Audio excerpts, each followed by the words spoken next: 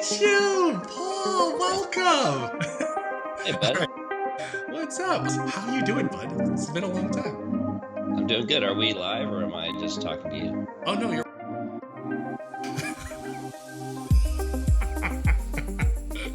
good. Good. All right, hold on. Just say something for me. Say something. We really weren't going anywhere. The kids were driving each other crazy. They were out of school, so spent a lot of time. When the kids were at my house, I spent a lot of time helping them with schoolwork. Well, my son was pretty much self-sufficient, but my daughter required a lot of help, and the school wasn't really ready for the shutdown, so they weren't. Her school didn't do a very good job of probably preparing for it. Oh, So it was a lot of work. wow. So But what'd you do with your kids? Are they homeschool or something, or what you been no, doing? no, no. Well, they became homeschooled. Yeah, yeah. That's what happened. That's what happened. No, my son goes to. They go to two different schools, and the school my son goes to, I think they were a little more prepared. His school probably has more resources than hers, and her school just kind of did the bare minimum. I think there was a lot of work put on the parents with her class. Okay. But Wow. yeah, Oh man, it's been so interesting though, like having. I mean, I also want to get into business, but it's been so interesting how we have already been like basically remote. I mean, you've basically been remote work. How long have you been doing remote work? Because I know you and I both as consultants, we went into clients' offices and stuff. But how long have you been doing remote work? well, I had my own office for several years, but it was really just me in the office because everyone else was remote. Yeah. I've been working from home for the last 3 years, I think. Oh, okay. And then, years ago, when I was in an outside sales role, I worked from home, but I traveled a lot back then.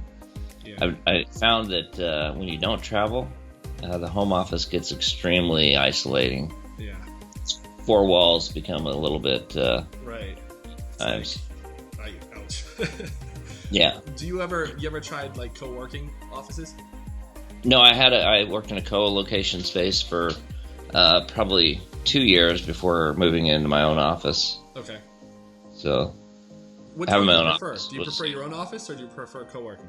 well, I like the co-location because you had people in the hallway and in the break room that you could talk to. Yeah. But when I moved into my own office, it was definitely much better. Okay. It's a lot more cost effective. I mean, the co-location spaces charge a premium and they upsell you on everything. And Right. oh, you want coffee service? Great. You want Yeah. copier service? Okay, no problem. Yeah. You want to stand? You want to No print a problem. paper? $1. Yeah, exactly. Yeah. Oh man. Well, man, I'm so glad you're doing well. Don't you owe me dinner? I knew you were gonna bring that. That is like the funniest story I have. Will With us. tell your audience that story about what a great friend Yeah, you no, are. you should tell everybody the story. Seriously. I mean, wish Nathan Mike invites was here. me. Yeah. Nathan invites me out to dinner, and he's coming to town, and he's got a associate with him, and so I'm super excited. I bring my girlfriend along, and then great meal. The bill comes, and apparently the place only took cash, and Nathan just looks at me and goes, "Well, I don't have an ATM card." Yeah. And I'm like, "Oh, come on, dude. You're a traveler, Mr. No. Moneybag. You don't, Mr. Millionaire. You don't have an ATM card." So I did the walk of shame over to the ATM. I think their fees were like $27 Oh or my something like gosh! that. Come on! Maybe No. not. Maybe not. Oh no, dude, that was like so funny though because I literally had and I literally don't walk around. I don't carry a debit card when I travel, Yeah. and I was just So like, Nathan tells this story and he laughs and thinks it's funny. I tell the story. And I go, that was money that could have gone to paying my kids or feeding my kids, but it's all good. I love you anyway. oh man, it was a good time. And It was a it's. great meal though and a lot of fun. I'll tell you this though, every time I've visited you in Texas, it's always been a great time. It really has, man. You're an Always. awesome individual. Um, I would not have drank that night if I'd known I was going to be paying for it. But it's all good. yeah, everybody was like piling on drinks. Nathan's buying. Nathan's buying. Yeah, exactly. Shots for everyone. Come on. Shots. Oh goodness. So I wanted you to chat. I know you've been working on some new stuff, and Yeah. I didn't actually want to do an intro to the show too much. I just basically told people that we've been longtime friends and I didn't even tell them how we met. But I wanted you to come on and introduce yourself and just share a little about what you're working on and what's going on. But I will tell everyone how. What's that? I said I appreciate that. Oh Yeah, yeah, thanks. I'll tell you later. I'll tell you later. One of the things that how we met. Sorry, one of the things how we met. We met how many years ago? 10, 12, 10? I don't even know. Gosh, probably 10. Yeah, about 10 10 years years ago. Jeff Walker event. Yeah, Jeff Walker event. Paul and I met at a internet marketing event from a guy who's in the industry who teaches how to do product launches, and we actually, it was very interesting because he put us in groups before we even got to the event, which was super effective. I thought it was a great idea. So they gave us the contacts and everything. I just started chatting with Paul and then we got on a phone call and it was like, he's so funny. I mean, he just had me laughing over and over again and we just became friends since then. And then we met up at the Alive event. It was even better. I mean, we're in a room of maybe 500 people. Yeah. And, they had assigned us to this group. And we'd seen each other on a video call, I think, one time. We'd done a couple of, it was supposed to be like a mastermind, quote unquote mastermind. Right. And we talked on the phone a few times. Nathan shows up at this event, and in a sea of like 500 people, he comes up, "Hey, I found you, Paul." And I'm like, I didn't even know who he was. And then I look at his name tag, and I'm like, Nathan Amaral. Oh, yeah. And so, yeah. And I was there when you got the message from Joy, your wife. Yeah, that's right. Exactly. Yeah, that was the next year. That was the second year. It was crazy. It was crazy. Back then, okay, so I see Nathan in a hat and a T-shirt now, and I laugh because back then he was Mr. Three-Piece suit everywhere, buttoned up to the nines every day. All the time. 112 degrees in Phoenix, Arizona, and he had a vest, a tie, and looked like Daddy Warbucks. He was playing the part long before he was living the part. True. It's so true. I literally. No, he doesn't care because he's got money. He doesn't care. He's like, no, but it's so true. Like I wore suits every day. That was the only thing in my wardrobe. That's all I had. So yeah. Oh man, good times, man. Good times. He looked like what was the woman on Gilligan's Island, Mrs. Howell. Oh, Mrs. Howell. The luggage he carried. That's Nathan whenever he traveled anywhere because he had to have 6 bags just to carry all his suits. Not 6 bags. Come on. Maybe not. All right, maybe. Maybe 4. Oh man, one thing I've always loved to do, like in the past few years, probably since 2015, maybe, is travel like super light. Like we traveled all over Europe for a few months, and we traveled just with those small roller bags and 2 backpacks, the 4 of us, and it was awesome. I love traveling light now. Now, if I'm having too much, then it gets annoying. Oh, your life has changed so much since the time I met you. It's crazy to see how you've like transitioned. Yeah. I won't say you were uptight back then because you weren't. You were a cool guy, but you definitely had, you had a level of intensity about you that, Describe that. Tell me about my level of intensity. Well, you were a very intense, focused person, and you learned from some of the masters, and you learned that if you emulated what they had and lived, that you could achieve it yourself, and you've proven it. And, sometimes people don't realize the power of visualization, the power of, meditation, the power of like believing in yourself long before you achieve it. And that was one of the things that always inspired me is that it didn't matter. You could have had $2 in your pocket, but you always saw yourself as successful. Always saw yourself as achieving more. Mm-hmm. And I know you haven't always had it easy. I know you went through a couple rough patches, but you never lost that positivity. In fact, I remember I was going through a time when things weren't so great, and you and I were talking, and I was kind of dumping on you a little bit, and you put me in my place in a good way. You said, look, you go, this is why I surround myself with positive people. And you didn't say it in a way to hurt me. You said it in a way to kind of snap me out of it and made me realize, wow, that I don't want to be that person who's bringing other people down. I want to be that person who's lifting other people up. And it's amazing what you've accomplished because you saw yourself doing it long before you did it. Yeah. Wow. Well, Paul, thanks for that, man. I really Yeah. appreciate that. I And mean, you can pick up the tab when you come to town, but otherwise, that's something I at least, envisioned a long time ago. yeah, it's like, how can I screw Paul over? Oh yeah, I see it. I see it happening.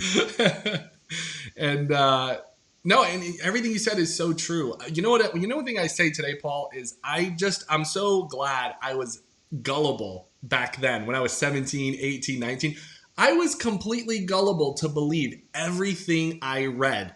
And I just thank God it wasn't Harry Potter books. It was Tony Robbins, Rich Dad Education, Rich Dad Poor Dad, The Cash Flow Quadrant, and so on and so forth.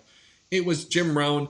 It was just books that I just completely believed everything they said. And I said, okay, if they're telling me to do this and I'm going to get this result, then I'm going to do it. And that's what I did. And I think the biggest thing is just that time conundrum, right? It's the whole thing about time.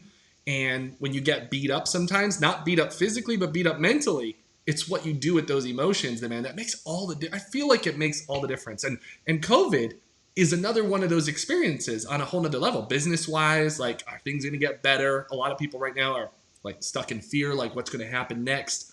Am I going to either have a job, or I just got fired, or lay off, or am I going to get new clients? All that kind of stuff. It's just in that moment. So, Paul, I'd love to know what you have been doing and what your mindset has been as I believe you have a new company, you're working on some stuff. I'd love to hear about it, really.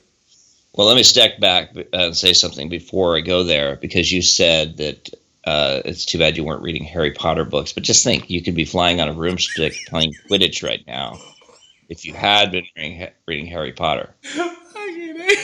Well, say what you want. I think you made a mistake there, personally.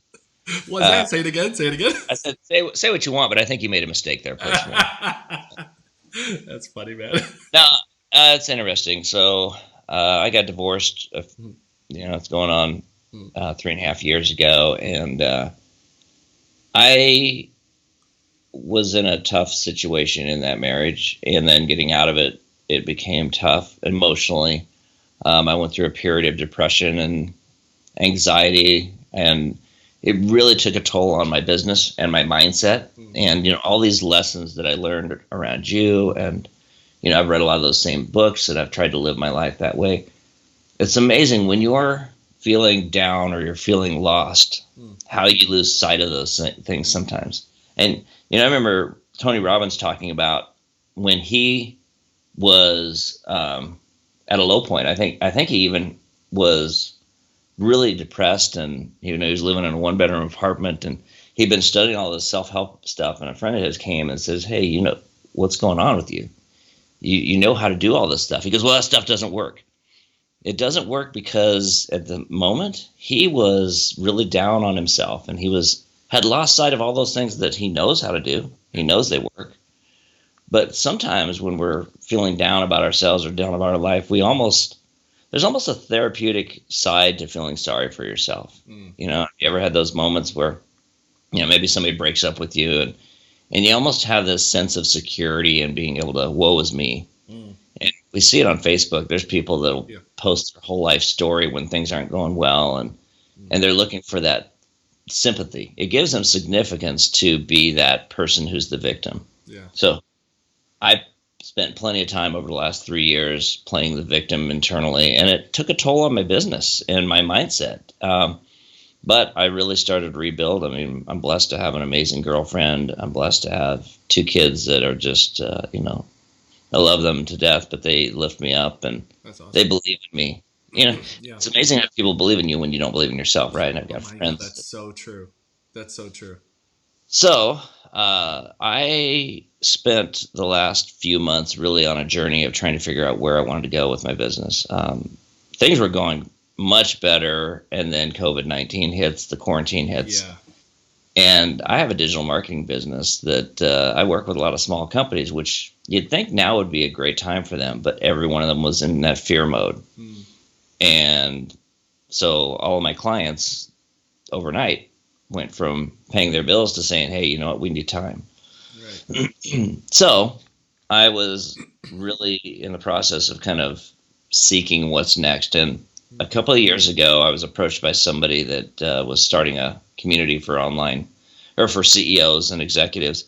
called CEO Crossing. And he goes, look, Paul, he goes, I really have this vision. I've got this community I'm working on, but I need help. And he goes, in fact, if you want, I'll turn it over to you. You can build it and do what you want with it. Because he had kind of lost momentum himself. And he was a hit.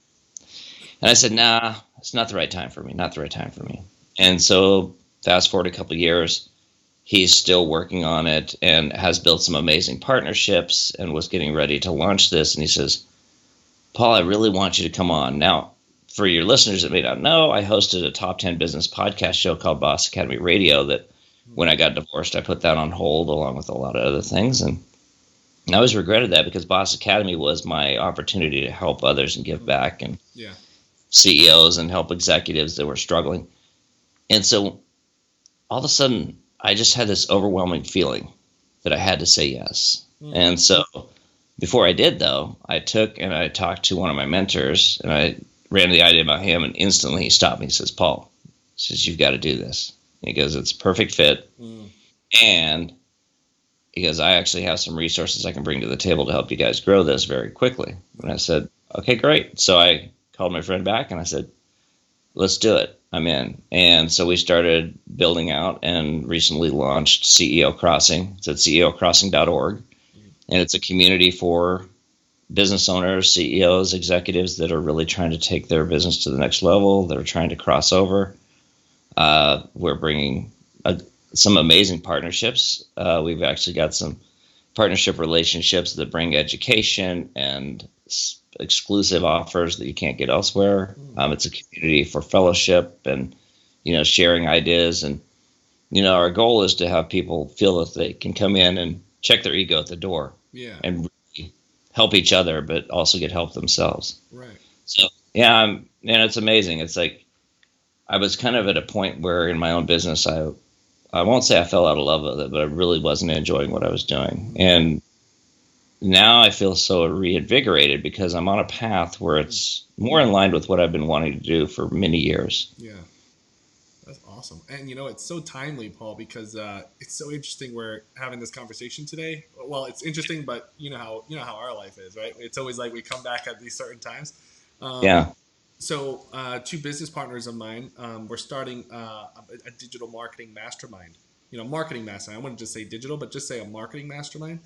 And and we kind of have I love what you said. It's like you said, check your ego at the door, and it's a place where you're not just talking business, like everyone's going to talk about their business, but it's also about a way you can build yourself up as well, personally and mentally. So I really like that, man. We should talk about continue the conversation about this even more. We're at the beginner stages, though. I mean, we're right at a point where we are at a point where we're coming up with a name and stuff, but we definitely know the structure. So yeah, we could definitely share some ideas. Where do you see this going? Who does it help, by the way? Let's start there. Yeah. Who does this so help? We're targeting several areas. So some of the profiles are more specific in nature, but generally we're targeting those small business owners under $50 million in revenue. Okay. When you get over $50 million, I mean, I realize that small business goes on up to 500 employees, which is really kind of ridiculous because once you get to 500 employees, you're not a small business. Right, but correct. Yeah. That's how it's defined. But we think $50 million in revenue and under are the people that they're looking for resources. They're looking for support. Right. They don't have their own coaches. They don't have their own means of growing beyond their own, their own self. Mm-hmm. And I think that that's a big area where there's a great need because as well as I do, a W-2 wage earner cannot relate to the challenges of somebody running their own business. No. And a lot of our friends are employees. And so, you might go to them and say, hey, I'm facing this challenge. They go, wow, that's really hard. But they don't know how to relate. Right. We're trying to help alleviate that stress and tension that a lot of people face, those sleepless nights, those, worrisome moments by giving a resource where people can come in. And look, I've got relationships in small business funding space that we're bringing to the table, education, masterminds, and a lot of other avenues that allow people to really open up in a trusted manner. So another area is we really are committed to the startup space. So once again, startups. Now, startup's a different animal in its own self. So depending on the size, but we're targeting once again those $50 million and under, and we're trying to avoid pre-IPO and IPO startups because anybody that's publicly traded has a different level of need and a different level of resources. And quite frankly, publicly traded companies, no offense to anybody who might be listening, there's a level of insanity that goes on at the end of a quarter or even mid-quarter when you're below target. So and they don't answer to the clients the way that they should at times. They answer to the shareholders. Yeah, exactly. Yeah, exactly. Yeah, and so when you have shareholders involved, it's funny because I'm going through a situation right now. I'm on a project, real estate, but there's still shareholders. And it comes to a point where it's like, okay, I have to not appease, or you have to make adjustments in your decision making to make sure that you are going to make those shareholders happy, because otherwise they will take their funds elsewhere, right? They can leave if they wanted to, depending on the structure and what's happening in the deal.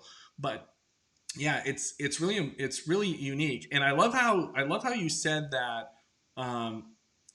Let me ask you this, because I love how you said it's like people can come and get support. Is it specific industry, or is this is it for the position, like CEOs of the business? Yeah.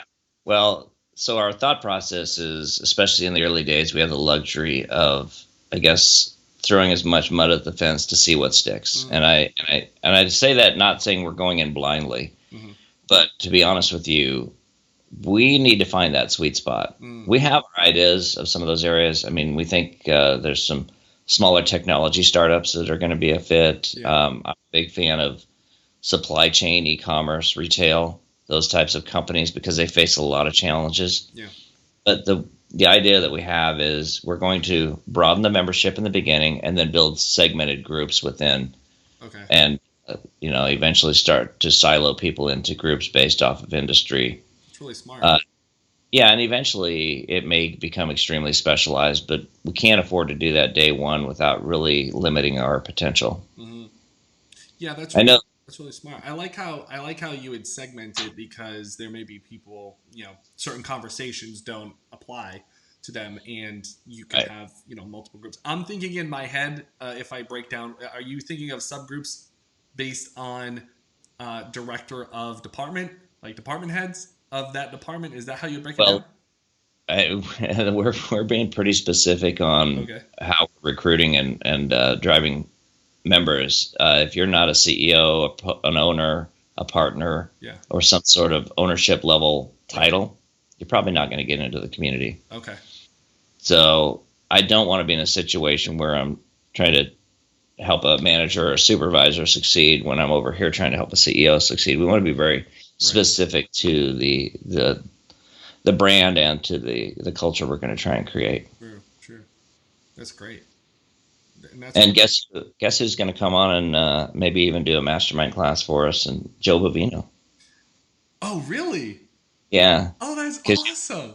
He's been practicing law again for several years, and so he's going to come and talk about some legal aspects that business owners face. Oh, that's fantastic. I haven't talked to him in a while. I knew he went back to law because we had a messenger conversation, I think maybe just a few years ago, but he said he was transitioning. But I haven't heard about what's been going on with his books recently. I mean, the books are, unique and awesome. I'll have to catch back up with him. And Jimmy as well. I haven't chatted with Jimmy in a while. I haven't either. There's another guy I need to reach out to. Yeah. So. Oh, cool, man. This project sounds awesome. It really does. There's definitely a need for it. I like what you said about how it's very specific people, because then it can become relatable. And I keep thinking I have some resources. I always think of what could I send you as a resource? I could only send you resources in my niche, but are of that. I think there's one. Have you heard of C12? I have not, but you're definitely one of the first people I wanted to talk to about. I think real estate is definitely a specific niche where we think there's a need. I mean, you think about realtors. Now, realtors not exactly. Most of them are not considered CEOs, but a lot of them are business owners. And I wouldn't want to be a realtor right now in this environment, and especially in a lot of markets. Yeah. Yeah, it's a very, like, for example, even here, all the realtors haven't been working for over 2 months. Where So are you now? right now I'm on the islands. I'm in the Azores, Portugal. Okay. Yeah, and so we've been on lockdown for over 70 days. So they're basically not gonna get any business for at least 3 months, 90 days, 3 months. You know, Yeah. it's and I've talked to a few realtors already here, and they're just like, oh, we're not gonna start work until probably 2 or 3 months from now, from this month. So Crazy. yeah, being Joy tired of seeing you yet? so you say it again. Is Joy tired of seeing you yet? I hope not. You're bringing Joy pain. I'm bringing joy pain. Yeah. Tell her hi for me, please. Yeah. You know, Yeah. and it's interesting because my business, Cellian's, the digital marketing agency. Yeah. I mean, I'm not shutting that down right now because it's obviously what's paid the bills for years, and even though it's been rough during COVID and even building up to COVID, I had some challenges. There's still a need with the digital marketing, and plus it's an asset that really helps us in our community too. So Yeah. so I'm wearing a couple different hats right now, but that's just part of the game. And Yeah. and it's funny because it's been so long since I've worked those startup grind hours like I have been recently, and it's like you forget how much fun it is, but how much sleep deprivation there is when you're starting something new. Yeah, that's true. Yeah, Yeah. I can totally relate to that. But sometimes I think it's also the excitement of it. The It excitement is. just wants to keep you going. And that's like right now one of my hardest. I don't want to say my hardest transitions is like one of the things I definitely try not to do at all is my computer sits at my office, and so when I go home, it's like I don't even touch a computer or a phone or anything like that. It's just like Yeah. the focus of attention, right? So that's just like it just stops the urge of me like, oh, okay, I saw my kids for an hour, let me jump back online and let me go do that. I'm trying to get that balance, that work-life balance, because I know years ago it was just like, it just didn't end. It was just constant. Sure. Yeah, so just trying to add that element to my life. I know you're a professional at it because you got 2 great kids. How are your kids, by the way? They're amazing. It's like I think kids are so resilient, but I will tell you that they even have their breaking points. And during this quarantine, they're brother sister 2 years apart, so they fight anyway. But when they're basically in the same house every day, 24 hours a day, day in and day out, it gets hard. So we try and get them out, and their mom's house. They've been going for bike rides, and over here they go jump on the trampoline and break up the monotony. My son's into parkour, and he's amazing. He's 11 years old, and it's incredible. We put together a video for a talent show for his school that was just awesome, of him doing flips and jumps down at one of the parks that was actually open, called the Water Gardens here in Fort Worth. And so it's amazing to see. He's fearless, and it's like I see him do some of these things. I'm like, oh man, I wish I could do that. He wants me to do it, but I'm like, dude, when you fall, you bounce. When I fall, I break. So yeah, exactly. I'll be your biggest fan and your videographer, but that's about as far as it goes. Whenever I hear the word parkour, all I think is The Office, the episode Office. where they do Parkour. Yeah, exactly. That's a great episode. I love that episode. It's so funny. He started watching The Office, and and I was all for it because I thought, oh yeah, The Office, that's funny, and it's primetime TV. It'll be fine for him to watch. And then the first episode, Holly goes, I don't know if this is really kid friendly, but but he loves the show, and so he's seen the clip from that episode, and he wants to watch that episode so bad, the parkour one. It is a funny episode. I was sharing earlier how that whole show, I just keep watching it. It's so great. It's funny in itself. It's amazing, and even though Michael Scott's character is so idiotic, you can learn a lot about business from that show, because you see things that you shouldn't be doing, things that don't work, and understanding a company culture and how, I remember what was the sensitivity training? Oh yeah. Diversity training. This guy comes in to teach diversity, and turns out Michael Scott's the only reason that they were doing the diversity training. So It reminds me of, I've had many of those moments. Sometimes I can feel totally relatable to Michael Scott because there's moments that I've said like things like that, and I'm like, can't we just have our freedom? But Yeah, exactly. Yeah. Oh my goodness. Paul, I want to put your link of what you're working on in the description, so I will make sure to do that after the show. But I also, in conclusion, I wanted to ask you, Buy me dinner. What's that? Buy me dinner. Buy your dinner, yeah. Hey, who out there thinks that Nathan should send me a gift certificate to free me? I'm teasing. Everybody's gonna be like, yes. Well, I'm gonna make it even better. I'm gonna make it even better. I'm gonna make it even better. All right, awesome. I want you and your girlfriend, or even if your kids want to come, it's up to you. You guys come here, and I'll make it even better. Don't even get your flights and all that, and I'll get you here. You're not gonna stay here because no, you can't stay here. It's too small. But I'll definitely get you accommodated, man. It'd be great. That sounds amazing. Yeah. We'll have to make that happen. I'd love to see you again anyway. Are you staying in Portugal for now? Yeah, so we're here right now. We've been here since November, and I'm currently working on a real estate project and finishing up some citizenships. But the real estate project is literally about 5 minutes away from here. And so I work that a few hours a day. It's a lot of stuff going on with that, items coming in, items going out, a little bit of construction work, and then the rest of the time my other real estate investing business in the United States, as well as consulting with my clients. So, yeah. And so you're not doing anything in Kampala anymore? We still have Wakanda properties. So we still have Wakanda properties. We were doing short-term rentals. We have some land, but we were doing short-term rentals, and those completely got wiped out. So what we did was we changed the short-term rentals into long-term rentals, and we still have one more to go, actually. We have two right now. The other one just became available. So we have two right now that are empty, and we need to fill them up with long-term tenants. What's your boy Paul doing? Say it again? What's your boy Paul doing? My boy Paul? Over in Uganda. Paul. Oh, I thought maybe his name wasn't Paul. I thought it was Paul. Oh my gosh! Right, ignore my question then. Aaron Paul. Aaron Paul. Yeah, thank you. Yes, I was gonna say. I was like, wait, you probably had the name right. I just wasn't thinking of it. Yeah, he's doing good. He's actually in.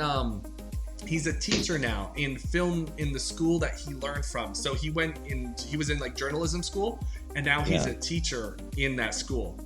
So the administration, the owner of the school, brought him in as a teacher. He was in the field a lot, but then he came back as a teacher. So now he's teaching the students on that's amazing. Videography and stuff. So it's been really cool. He has his own business too. It's a videography business. So he's doing weddings and stuff like that. Yeah. I knew he was a grinder. Yeah, he's definitely a hustler. There's no doubt about that. His whole family is a hustler. Yeah. That's awesome. Yeah. That's good stuff. All right, man. Any last words about? I want to just wrap it up with your. Sorry, could you state the website again? So I want to make sure everybody has it. I will post it in there. CEOcrossing.org is where you can go out and apply and learn more. Nathan, I just want to say, I know I gave you a hard time about the meal and other stuff throughout our relationship, but for anybody that follows you. And people are watching you today. I don't know how many of them know you personally or know what you're all about, but you're one of the most, I guess, big picture, and you see things before you get them. And I think a lot of people can learn from that. And I hope that anybody that follows you just really stays tuned and follows what you're doing, because there's a lot of great takeaways. I mean, I follow you, and I don't always reach out and comment. But you inspire so many people. I don't think you realize the marks you leave behind you. So thank you. Thanks, man. I really appreciate that. Yeah, no problem. And you can just spend me some money over that. You determine how much. There's more where that came from. I could have made you some money. Wait, but I don't have Venmo. Of course you don't. Of course you don't. I don't have Venmo. I'm still stuck in PayPal. Okay, we can make that work. We can make that happen. Paul, thanks so much for taking the time to be on the show today and share your updates. And we'll stay in touch, because I do have a few other questions outside of what we talked about today, but I'll chat you up and please do. Let's stay in touch. Yeah. And when you guys, when your friends get their group going with the marketing, I can introduce them some resources that'll help accelerate their growth too. Awesome. So yeah, that'd be awesome. I'm gonna email you 2 links to examples of what we're doing, and we're gonna like model that. And one of them you're familiar with, the Genius Network with Joe Polish, right? There's one specifically in the real estate investing world. I'll introduce you to that one. Then I'd love for you to like pick it apart and see what you think, and then we'll go from there. Outstanding. Well, hey, thanks so much, Nathan. Cool, man. Thanks for being on. I'll talk to you soon. All right, bye. All right, see ya.